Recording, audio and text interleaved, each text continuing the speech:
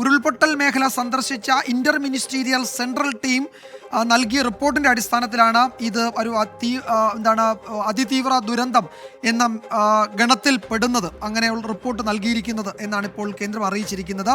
December 30 അയച്ച കത്താണ് ടിങ്കു ബിസ്വാളിന് കേന്ദ്ര ആഭ്യന്തര മന്ത്രാലയത്തിലെ joint secretary doctor Rajesh Gupta ഇന്ന് അയച്ച കത്താണ്. ഇതനുസരിച്ചാണ് ഈ ഗണത്തിൽ അതിതീവ്ര ദുരന്തമായി അതിനെ പ്രഖ്യാപിച്ചിരിക്കുന്നുവെന്ന് അറിയിച്ചിരിക്കുന്നത്. ഉമേഷ് ബാലകൃഷ്ണൻ ടെലിഫോൺ ലൈനിലുണ്ട് എന്നാണ് ഞാൻ കരുതുന്നത്. ഉമേഷ്, കൂടുതൽ വിവരങ്ങൾ എന്തൊക്കെയാണ്?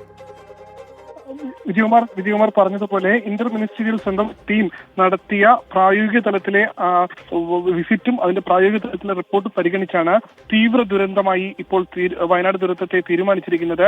സിവിയർ നേച്ചർ എന്നാണ് പറയുന്നത്, അതിതീവ്രമല്ല, പക്ഷെ സിവിയർ നേച്ചർ ആണ് ഇതിൽ പറഞ്ഞിട്ടുള്ളത്. അതായത് തീവ്ര ദുരന്തമാണ് എന്ന് തീരുമാനിച്ചിരിക്കുന്നു. നേരത്തെ തന്നെ സംസ്ഥാന സർക്കാർ ഇത്തരം ഒരു ആവശ്യം മുന്നോട്ട് വെച്ചിരുന്നു. കാരണം സംസ്ഥാന ദുരന്ത പ്രതികരണ ഫണ്ടിൽ നിന്നുള്ള തുകയ്ക്ക് പുറമെ കൂടുതൽ ദുരന്ത നിവാരണ പ്രവർത്തനങ്ങൾക്ക് തുക ലഭിക്കണമെങ്കിൽ അത് സിവിയർ നേച്ചറുള്ള അല്ലെങ്കിൽ തീവ്ര സ്വഭാവമുള്ള ദുരന്തമായി കേന്ദ്ര സർക്കാർ അംഗീകരിക്കണം.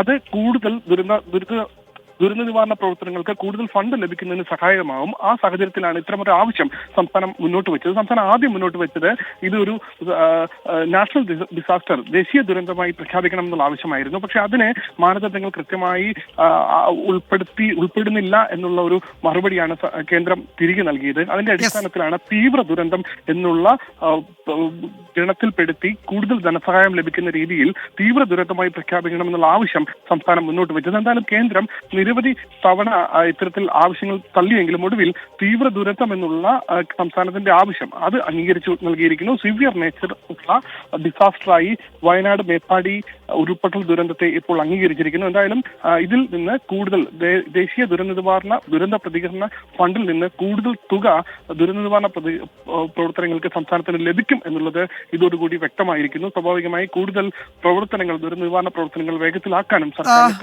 എന്തായാലും കേരളത്തിന്റെ ആവശ്യം ഈ വിഷയത്തിൽ ഏറെക്കുറെ അംഗീകരിക്കപ്പെട്ടിട്ടുണ്ട് എന്നാണ് പ്രാഥമികമായി നമ്മൾ മനസ്സിലാക്കുന്നത്. അതിന്റെ കൂടുതൽ വിവരങ്ങൾ വരാനിരിക്കുന്നതേ ഉള്ളൂ. എന്തായാലും അത് കൂടുതൽ വിവരങ്ങൾ, അതിൻ്റെ ആ കത്തിൻ്റെ ഉള്ളടക്കം സംബന്ധിച്ചുള്ള കൂടുതൽ വിവരങ്ങൾ വരാനിരിക്കുന്നുണ്ട്.